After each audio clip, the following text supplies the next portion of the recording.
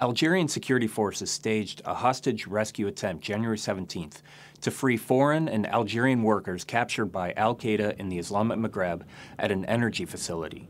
Reports of the number of hostage casualties range from 6 to 35.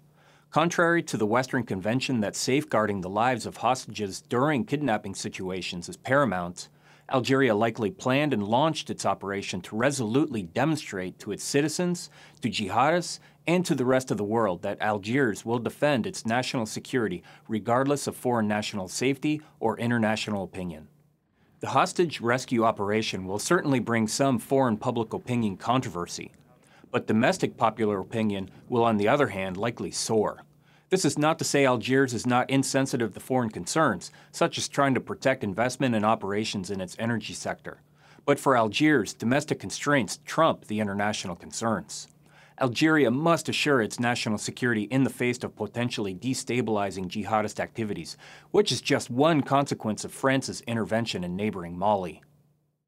Algeria has faced a long-running conflict with al-Qaeda in the Islamic Maghreb that had been largely contained to mountainous regions of the northeastern part of the country.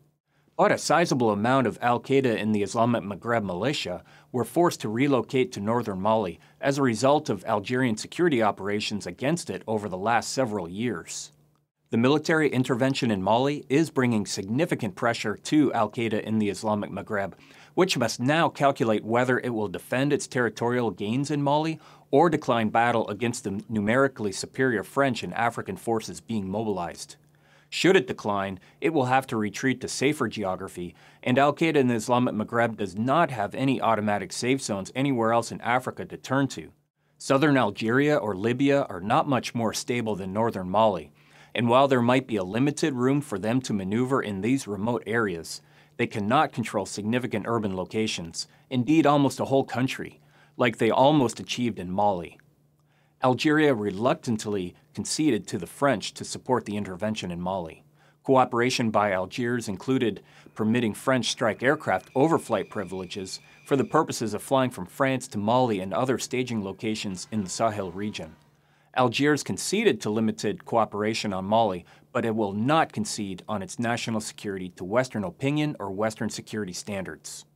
Its hostage rescue operation, which will be criticized for the casualties that were borne, was ultimately successful, not in an objective of freeing hostages, but to crush the militants and to end the operation.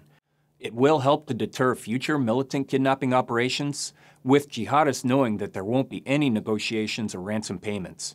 It will also convey to the Western community that while it will cooperate on Mali, there is no negotiation on regime stability within Algeria.